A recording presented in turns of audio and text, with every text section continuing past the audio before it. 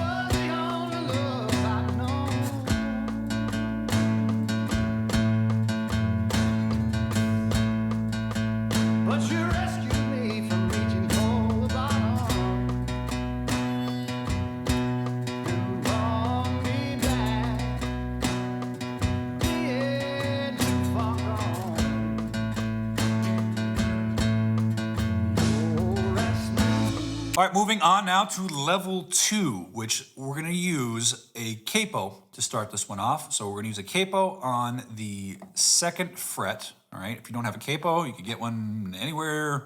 Guitars are sold, Amazon, Sweetwater, Guitar Center, wherever. So we're gonna place this capo on the 2nd fret, and then, you know, if you've never used a capo before, anything below the capo is no longer in use, so the new open string is really the 2nd fret.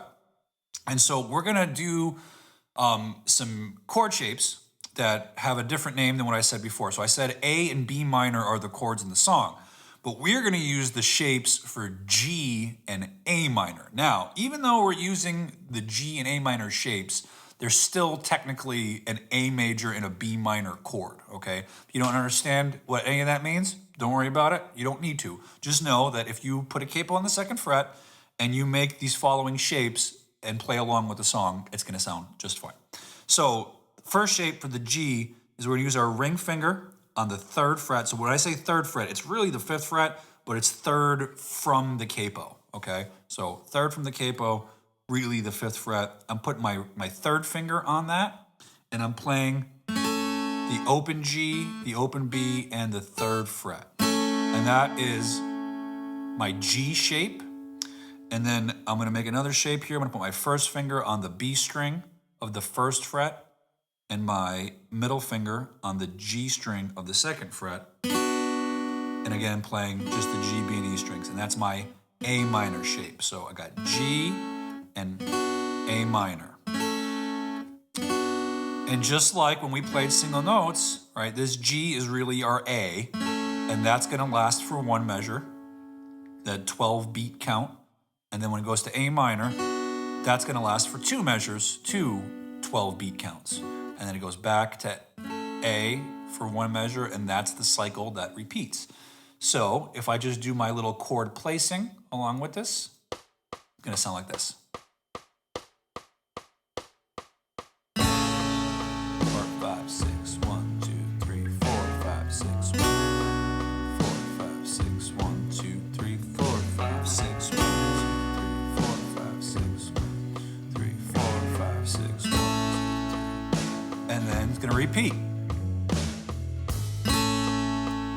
Used to spend my nights out in ballrooms. Same space, just different chords, different movements with the finger. Liquor was the only love I'd known.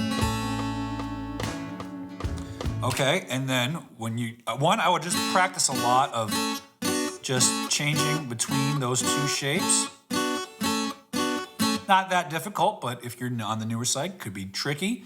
And then once you got a handle on that, then add the strumming pattern into it. Again, it's the same one, down, up, down, down, up, down, down, up, down, down, up, down, down, up, down, down, up, down, down, up, down, down, up, down, down, up, down, down, up, down, down, up, down, down, up, down, down. Now, because we have a little more complexity here, you want to watch out for the gap of doom, all right? The gap of doom is when you're changing between chords and we got this long, big gap of silence, okay? If that's happening, that means you have to practice the physical movement of the chord change on the fretting hand, build that skill up a little bit. So if you're adding strumming to any of these levels, and you have that gap, okay, I would rather hear the chord be inaccurate and you keep your rhythm consistent versus having that gap of doom. I'd rather hear this. I'd rather hear those muted things, happening as opposed to putting in a gap. Because when you put in a gap, you're training your hands to be out of sync, and that's a harder thing to correct. Getting your chords to be clean, it just comes down to practicing your chords in isolation and practicing chord changing in isolation. If you do that, then when you add strumming to it, it makes it a lot easier to put everything together. All right, here's an alternate way to do those chords with 3-string open chords. So in this case, capo's off now, and we're gonna do the A right here. 2nd fret G, 2nd fret B, open E. So there's our A. And then our B minor is going to be 2nd fret E, 1st finger, 2nd finger, 3rd fret B, and ring finger, 4th fret G. Okay, so those are our 2 chords. Again, if you're new to this, it's a little more challenging than the other way.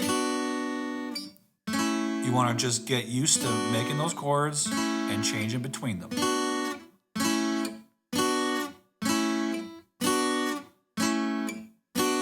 Okay. When you get good at that, add the strumming.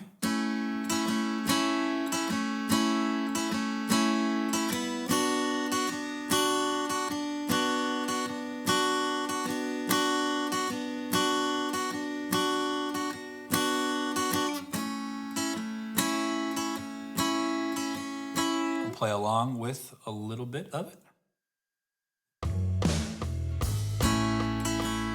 Used to spend my nights out in the ballroom.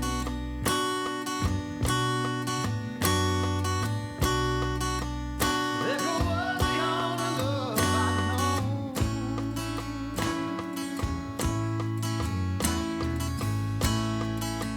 But you rescued me from reaching for the bottom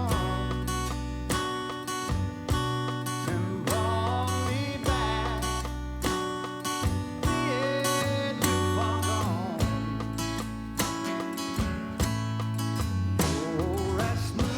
Okay, with level 3, we're gonna put the capo back on here. 2nd fret, and we're doing a G and an A minor, but this time we're doing kind of what I call the big boy G and the big boy A minor. So it's gonna be more of a full sound. This is great if you plan on, singing and playing this, at parties or whatever. This gives it a more fuller sound, or if somebody else is singing. The G shape, we're gonna take our middle finger on the 3rd fret, again, 3rd fret from the capo of the E string, 1st finger, 2nd fret on the A string. The D, G, and B are open, and then our 3rd finger is gonna be on the high E string, 3rd fret. So there's our G shape, and then A minor is gonna be, we're not gonna play the low E, we're gonna play the open A, 2nd fret D, 2nd fret G, 1st fret B, high E string, open, there's an A minor, okay? So again, if you don't know these chords, you wanna practice them in isolation, and then you definitely wanna practice just doing changing on them. Because if you have any issues, it's probably gonna come down to chord changing, okay? So if I start with the placing of everything, they go in the same spots, right? Same amount of time. Used to spend my nights out in the ballroom. If you're practicing placing, make sure you're making the chord last for the right amount of time. You're not changing until it's time to change. G, But you rescued me from reaching for the bottom A minor, and brought me back, being too far gone. and then back to G. And then add the strumming, right? Down, up, down, down, up, down, down, up, down, down, up, down, down, up, down, down, up, down, down.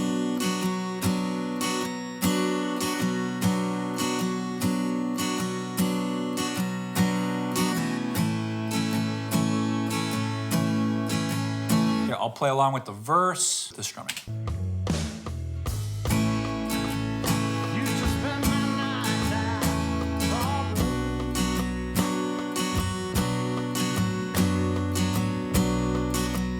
Liquor was the only love I'd known.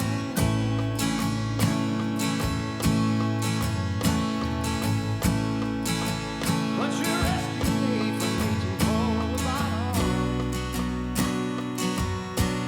and brought me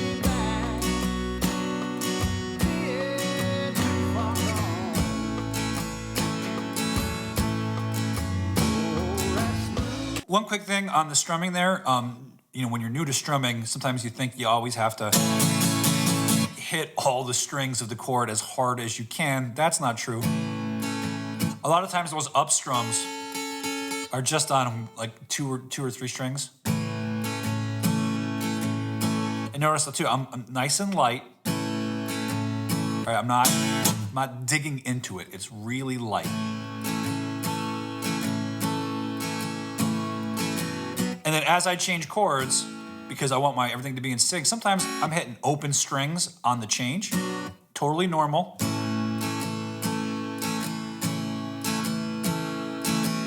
Like that. Right? As long as you catch it where it's supposed to be, it will sound completely natural. All right, level 4. Now we're into the big boy stuff. So now we're gonna do the A. You can do it two ways. You can either do it as a, you know, an open chord where you stuff all your fingers inside the 2nd fret, which I often play it like this. But in this case, I think it's actually easier to do it as a somewhat of a bar, where your A string's open, and then your index finger is holding down 2 of the D, G, and B. When you do it this way, high E string is not in play. So that's how I would do my A, and then the tough E, the bar chord. 5-string minor bar chord, so I'm using my first finger on the 2nd fret, holding down from the A to the E string.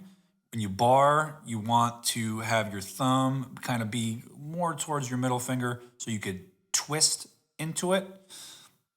And then your second finger, your middle finger is on the 3rd fret of the B string, and then your ring finger is on the 4th fret of the D, and your pinky finger is on the 4th fret of the G. And that's your shape, okay? So going from that A to a B minor, it's not easy. You're not gonna get it right away. Everybody struggles with this. But the way forward to doing it is, it's the same process that we've been talking about. You get one chord, get good at that chord, get this chord, work on that in isolation, work on changing between them, just like this. If you've seen any of my other video lessons on chord changing, there's some chord change strategies that you could implement, but that is really the crux of it, is getting good at that movement, okay? And then you plug it in, okay? So the A lasts for a measure, B minor's 2 measures, A for a measure, repeat, and then when you add the strumming to it,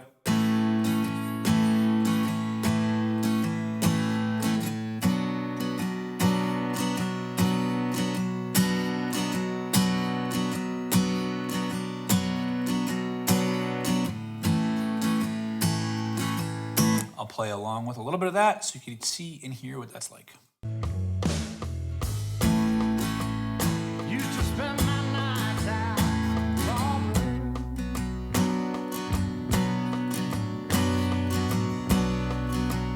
Liquor was the only love I'd known.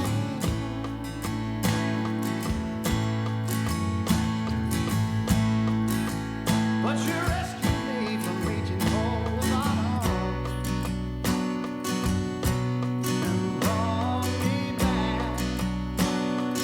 Did you fuck on? Oh, that's smooth. So you hear level 4 is pretty much what's happening on the record. Level 5, it's what we just did with a couple of little fills, all right? So let's isolate where those are and what they sound like. So here is one of them right here. I'm gonna slow it down a little bit and just loop this little section. Take the metronome off.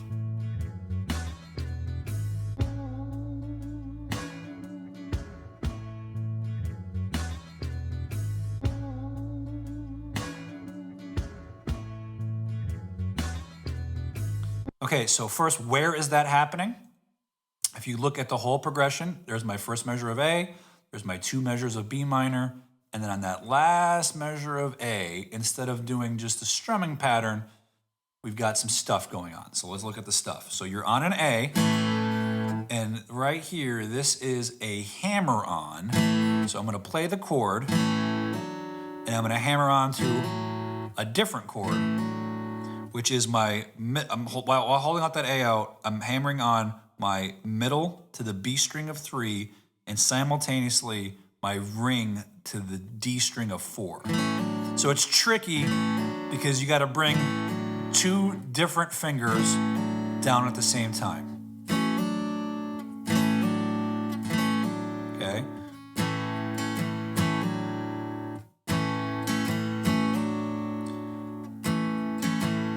And if you look at the pattern, it's down, up, down, down with the hammer on. And you hang out on that chord for an up, down. And you go back. And then he's got an extra little thing that he does. Taking my ring finger on the 4th fret of the B string and my middle finger on the 3rd fret of the G string and B string. And I'm sliding to the 5th and 6th fret, back to the 3rd and 4th fret, and then back to my A shape. That's right here on the tab.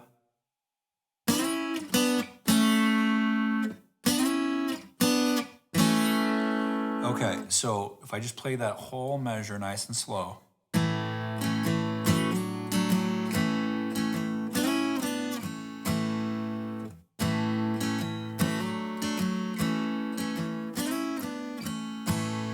All right, there's a couple times where he slightly varies that, so I'm not gonna go too in the weeds of exactly what he does, because I guarantee if you watch him play this live, he's not doing those fills the same way every single time. It's just the general feel. It's like you play the last chord in the progression, you throw a little spice in it, you throw a little fill, something that's kind of in the moment that works. But those 2 things, you know, are great. Even if you just hang on that, he does that a lot too. Just do the little thing here, the little hammer-on thing, and then hang up back out on the chord. Okay, so that's it. Those are the 5 levels of Tennessee whiskey. I hope you got a lot out of this. I hope you enjoyed it. If you have any questions, please let me know. And if not, I'll see you next time. Thank you so much for watching. If you enjoyed this video, please hit the like and subscribe button to get more videos like this. If you are a beginner or intermediate guitar player and you are totally lost, confused, overwhelmed, not sure what you should be working on, head over to reallyeasyguitarlessons.com/quiz, where you can take my free guitar practicing assessment. I'll ask you a few short questions, and then based off of your answers, I will tell you what your top practicing priorities are. You could find that at reallyeasyguitarlessons.com/quiz. It's totally free. Results are delivered instantly. Again, reallyeasyguitarlessons.com/quiz. Thank you again for watching, and I'll see you next time.